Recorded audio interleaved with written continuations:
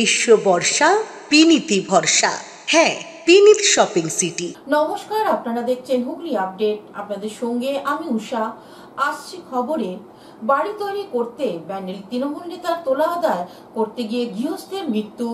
মৃত ব্যক্তির নাম মোহাম্মদ ফকির। ব্যান্ডেলে তোলা না দেওয়ায় মৃত্যু। তৃণমূল নেতার বিরুদ্ধে গুরুতর অভিযোগে চাঞ্চল্য। নতুন বাড়ি নির্মাণের জন্য তোলার টাকা না দেওয়ায় এক তৃণমূল কর্মীর মৃত্যু হয়েছে, এমনই বিস্ফোরক অভিযোগে চাঞ্চল্য ছড়িয়েছে হুগলি ব্যান্ডেল এলাকায়। মৃত ব্যক্তির নাম মোহাম্মদ ফকির, বয়স 60 বছর। পরিবারের দাবি, ব্যান্ডেলের স্থানীয় পঞ্চায়েত সদস্য ও তৃণমূল নেতা দীনেশ যাদব নতুন বাড়ি তৈরির জন্য ফকির পরিবারের কাছ থেকে 1 লক্ষ টাকা তোলার দাবি করেন, কিন্তু টাকা দিতে অস্বীকার করায় গত 12ই জুলাই সন্ধ্যায় দীনেশ তার দলবল নিয়ে চড়াও হন মোহাম্মদ ফকিরের বাড়িতে। সেই সময় মারধর বা হুমকির ঘটনা না ঘটলেও প্রবল মানসিক চাপে পড়েন ফকির। পরিবার সূত্রে জানা যায়, ঘটনার কিছুক্ষণের মধ্যেই তিনি হৃদরোগে আক্রান্ত হন এবং তাকে চুঁচুড়া ইমামবাড়া সদর হাসপাতালে ভর্তি করা হয়। ফকিরের ছেলে মোহাম্মদ আমনের অভিযোগ, এখানেই থেমে থাকেনি দীনেশ। হাসপাতালে ফকির চিকিৎসাধীন থাকাকালীন ও দীনেশ যাদব বারবার তাদের বাড়িতে গিয়ে হুমকি দিতে থাকেন। শুধু তাই নয়, নির্মীয়মান বাড়ির এক অংশ ভেঙে ফেলা হয় বলে অভিযোগ। এই খবর শুক্রবার সকালে হাসপাতালে পৌঁছাতেই মানসিকভাবে আরো ভেঙে পড়েন মোহাম্মদ ফকির এবং সেখানেই তার মৃত্যু হয়। এই ঘটনার জেরে ব্যান্ডেলে ও আশেপাশে এলাকায় তীব্র উত্তেজনা ছড়িয়েছে। এই বিষয়ে ফকিরের ছেলে কি জানাচ্ছেন শুনবো। মেন হচ্ছিল, যখন আমরা বাড়ি করতে যাই, ঠিক আছে, তখন আমাদের কাছে মানে পাশের বাড়ি অবজেকশন জানায়। ওদের আমাদের কাছে নো অবজেকশন একটা কাগজ আছে কোর্ট পেপারে, কিন্তু ওরা জানে যে আমরা নো অবজেকশন করেছি। আমাদেরকে ভুলভাল বুঝিয়ে ওরা কি করেছে, আমাদেরকে বাড়ি করতে দেয়নি।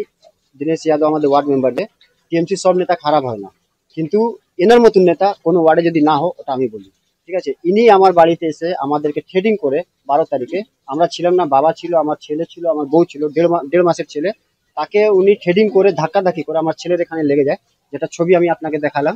হ্যাঁ, ওটা হওয়ার পর আমার বাবা সেদিন হসপিটালে ভর্তি হয়ে চুচু আইসিইউতে। তখন বহুত সিরিয়াস ছিল বাবা আমার, ভেন্টিলেশনে ছিল 3 দিন।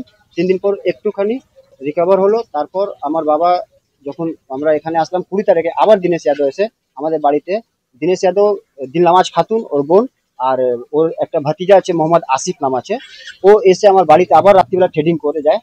হ্যাঁ, আমার মাকে বোনকে ধাক্কাধাক্কি করে যায়। আমরা যখন ফিরে আসি, আমরা রাত্রিবেলা গিয়ে আবার জিডি করি ওনার নামে। জিডি করার পর উনি আমাদেরকে থ্রেট দেয়, আবার রাত্রিবেলা এসে থ্রেট দেয় যে তোর আমি যদি আমাকে 1 লাখ টাকা তোরা যদি না দিস, আমি তোদেরকে জীবনে বাড়ি করতে দেবো না, আর করতে দিলই না। আর ওনার জন্যই আমার বাবা আজকে এটা শুনে, যেটা হার্ট অ্যাটাক হয়েছিল আজকে, আর কালকে রাত্রিবেলা ঢুকে আবার পাঁচিল ভেঙে দিয়েছে দীনেশ যাদব আর ওর বোন আর ওর ছেলেটা। হ্যাঁ, ভেঙে আমাদের আজকে 80%, যখন আমরা আজকে বাবাকে গিয়ে এই বক্তব্যটা জানালাম যে আমরা জানি যে বাবা আমাদেরকেও বলছিল বাড়ি করার জন্য, যখন জানালাম বাবা তখনই এইমাত্র আজকে সকালবেলায়। খবর পেয়ে ফকিরের বাড়ি যান হুগলি জেলা পরিষদের কর্মাধ্যক্ষ নির্মাল্য চক্রবর্তী। উনি এই বিষয়ে আরো কি জানাচ্ছেন শুনবো। অনভিপ্রেত ঘটনা। দেখুন, মানুষ তার কারোর হাতে নেই, উনি যেভাবে মারা গেল, তো অনভিপ্রেত ঘটনা। এখানে একটা যে অভিযোগ উঠছে যে তৃণমূলেরই সদস্য জোর করে প্রচুর অসুবিধা করেছে, টাকা চেয়েছে এবং বারবার টর্চার করেছে, তারপরেই ওনার এই হার্ট অ্যাটাকটা হয়েছে, কি বলবেন? এই ব্যাপারে আমার কোনো পার্সোনাল নলেজ নেই। আমি এটা শুনলাম, এখানে অনেকে বলছে, যদি করে থাকে, যে করে থাকে সে আমাদের দলের হোক, যে মারা গেছে আপনি মনে হয় জানেন না, সে আমাদের একনিষ্ঠ দলের কর্মী এবং আমাদের দলের সম্পদ।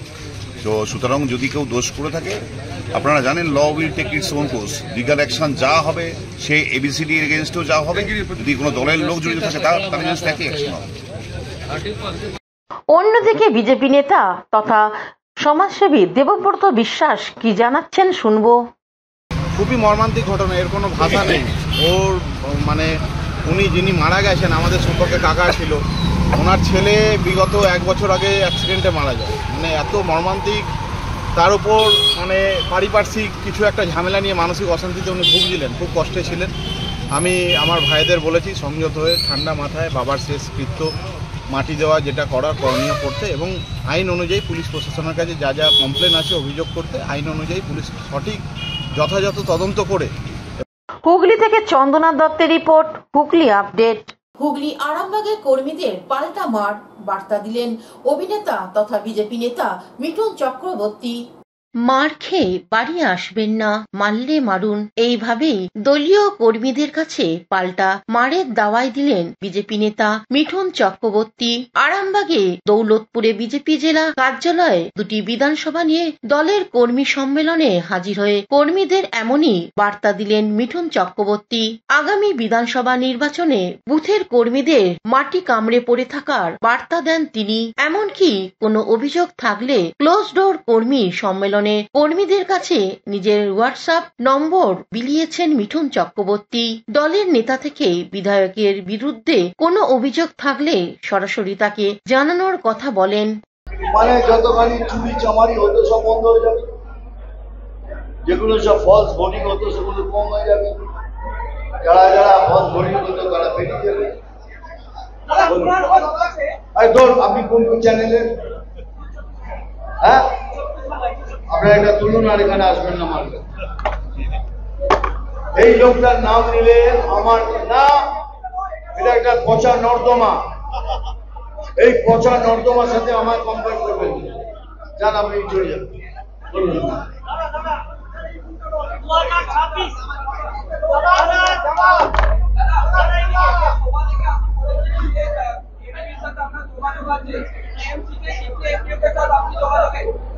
দেখুন আমি একটা অভিনেতা হিসেবে আমার সাথে সবার যোগাযোগ আছে, কিন্তু কেন যেন নাম হলো সবার সাথে আমার যোগাযোগ আছে। অভিনেতা, এত দিনের অভিনেতা, সমস্ত লোকের সাথে আমার যোগাযোগ আছে, 24-25 জন ঘনিষ্ঠ ভাবে যোগাযোগ আছে, তাদের নিয়ে কেন কথা বলতে হবে?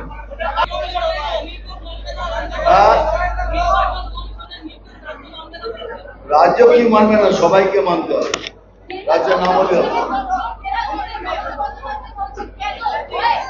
কেন হয় এই জন্যই যারা যারা এসছে তারা কোথেকে এসছে।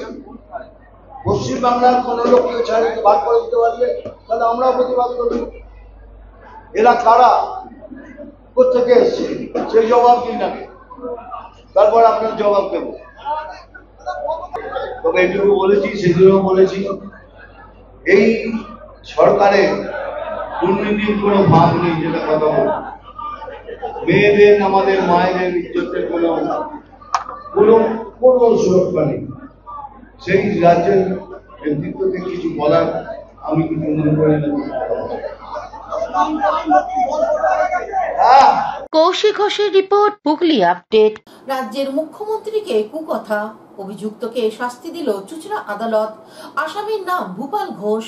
মুখ্যমন্ত্রীকে কুকথা, অভিযুক্তকে শাস্তি দিল চুঁচুড়া আদালত। গত 5ই জুন চুঁচুড়া আদালতে একটি অভিযোগ করেন হুগলি জেলার আইনজীবী শঙ্কর গাঙ্গুলি। অভিযোগ ছিল, গত মে মাসে প্রায় 2 সপ্তাহ ধরে টানা মুখ্যমন্ত্রীকে কুকথা বলে ফেসবুকে প্রচার করেছেন চুঁচুড়ার যুবক ভূপাল ঘোষ। এতে মুখ্যমন্ত্রীর মানহানি হয়েছে। অকথ্য ভাষায় লেখা সেই ফেসবুক পোস্ট ডিজিটাল প্রমাণ হিসেবে সংগ্রহ করে সিআইডি মুখ্য পিপি রাজ্য স্বরাষ্ট্র দপ্তরের অনুমতি ক্রমে অভিযোগ দায়ের করেন। ভারতীয় ন্যায় সংহিতার 356/2 ধারায় মামলা শুরু হয়। হুগলি জেলার জজ শান্তনু ঝাড় এজলাসে গত 13 জুন 5,000 টাকা বন্ডে জামিন পান অভিযুক্ত। সেই মামলার এদিন সাক্ষী গ্রহণ শুরু হওয়ার কথা ছিল। আদালতে হাজির হয়ে অভিযুক্ত তার ভুল স্বীকার করে নেন। এ বিষয়ে আইনজীবী শঙ্কর গাঙ্গুলি আরো কি জানাচ্ছেন শুনবো। আচ্ছা, আপনাদের বলি যে আপনারা আগে এই যে ব্যাপারে আজকে একটা সাজা ঘোষণা হলো, এই ব্যাপারটা আপনারা আগে একটা প্রেস করেছিলেন, আপনারা রিপোর্ট করেছিলেন।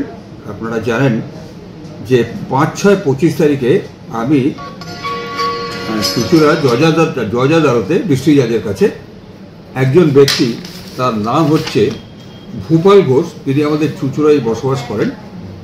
তিনি দীর্ঘদিন ধরে, অর্থাৎ আপনাদের ডেটটাও বলে দিচ্ছি আমি, 11/1/25 থেকে 24/5/25 পর্যন্ত তার ফেসবুক প্রোফাইল থেকে মাননীয় মুখ্যমন্ত্রী শ্রীমতী মমতা ব্যানার্জির বিরুদ্ধে খুব নক্করজনক নোংরা সমস্ত পোস্ট করেছিলেন। এবং এই পোস্ট করার পরে সেটা সিআইডির একটা ডিপার্টমেন্ট আছে, তাদের একটা এই ব্যাপারটা দেখা এবং সেটা মনিটর করা তাদের একটা কর্তব্য পড়ে, তাদের নজরেও আসে এবং তারা তখন সে সমস্ত তার স্ক্রিনশট নিয়ে তার ডিজিটাল এভিডেন্স, ডিজিটাল সার্টিফিকেট যা হয় সেগুলো সব তারা তৈরি করে। এবং এই মামলাটা হচ্ছে নতুন যে আইন হয়েছে, আপনারা জানেন যে সাক্ষ্য আইন এবং আমাদের যে ইন্ডিয়ান পেনাল কোড ছিল সেইটা এবং সিআরপিসি সেগুলো চেঞ্জ হয়ে এখন নতুন 3টে আইন হয়েছে। সেই আইন অনুযায়ী chief minister, prime minister, president and other মিনিস্টার্সকে যদি কেউ ডিফেন্ড করে এবং যে ডিস্ট্রিক্টে এই ঘটনাটা ঘটবে সেই ডিস্ট্রিক্টের যে chief public prosecutor, district public prosecutor হবেন, তিনি কমপ্লেন্ট ফাইল করবেন তাদের এই ডিফামেশন। তো অনেকদিন ধরে করেছেন দেখলাম, চলছে এখনকার আমাদের ব্যবসার পর অবশ্যই চলছে, তাই পরিস্থিতি আমরা সমস্ত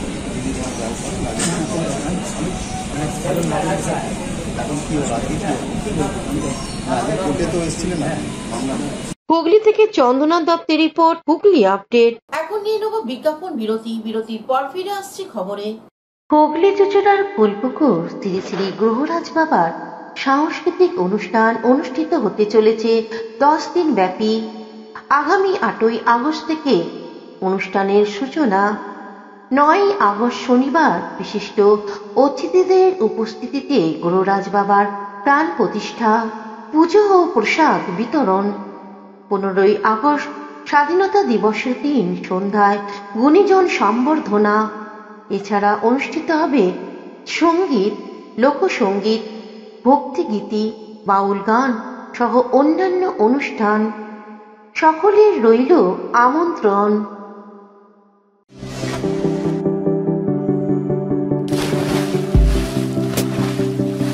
Fasten your seatbelts as you take a tour around your marine wonderland.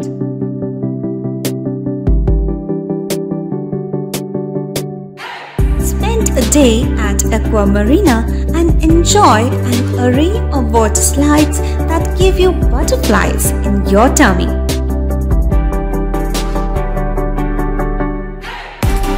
Aqua Marina is a holistic weekend destination for friends, family, and couples and offers magic to soothe your body, mind, and soul.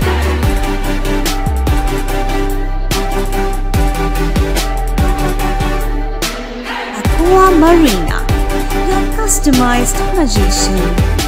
Welcome aboard and see the magic unfold. শীত, গ্রীষ্ম, বর্ষা, বিনীতি ভরসা। হ্যাঁ, বিনীত shopping city. যে কোনো মরশুমের readymade জামা কাপড় পাওয়া যায় একই ছাদের তলায়। ছোট থেকে বড়, পুরুষ, মহিলা ও শিশুদের একমাত্র নির্ভরযোগ্য প্রতিষ্ঠান। শীতকালীন যে কোনো শাড়ি, জিন্স, টপ, কুর্তি, চুড়িদার, পাঞ্জাবি মানেই বিনীত শপিং সিটি। আখন বাজার, চুঁচুড়া, Hooghly. Amala nursing home. Enjoy a weekend at Vedam, the paradise of peace. A home away from home.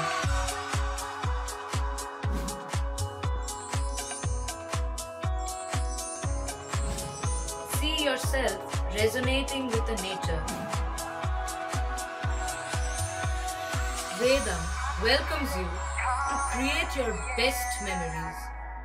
বিরতির পর ফিরে এলাম খবরে। গঙ্গা ভরাট ও বিষাক্ত রাসায়নিক ফেলে গঙ্গাকে দূষণ করার অভিযোগ উঠল হাজিনগর হুকুমচাঁদ জুট মিলের বিরুদ্ধে। বীজপুর বিধানসভার অন্তর্গত হালিশহর পৌরসভার এলাকার Halisahar Hukumchand jute mill Asian দ্বিতীয় বৃহত্তম জুট মিল বলে পরিচিত। এই জুট মিলের বিরুদ্ধে এবার উঠল চাঞ্চল্যকর অভিযোগ। এই জুট মিলে জুট শ্রমিক ইউনিয়নের তরফ থেকেও পোর্টস্টার্ট এবং কেন্দ্রীয় দূষণ নিয়ন্ত্রণ পর্ষদের অভিযোগ দায়ের করা হয়েছে যে এই মিল কর্তৃপক্ষ তাদের মিলের সমস্ত বর্জ্য পদার্থ থেকে শুরু করে রাবিশ ফেলা হচ্ছে গঙ্গায়। একেবারে হাল বহুরপাড়া গঙ্গাঘাটের কাছে এই বর্জ্য ফেলায় একদিকে ভরাট হয়ে যাচ্ছে গঙ্গার এক অংশ। অন্যদিকে এই মিলের বিষাক্ত রাসায়নিক পদার্থ গঙ্গার জলে মিশে গঙ্গার জল দূষিত হয়ে পড়েছে।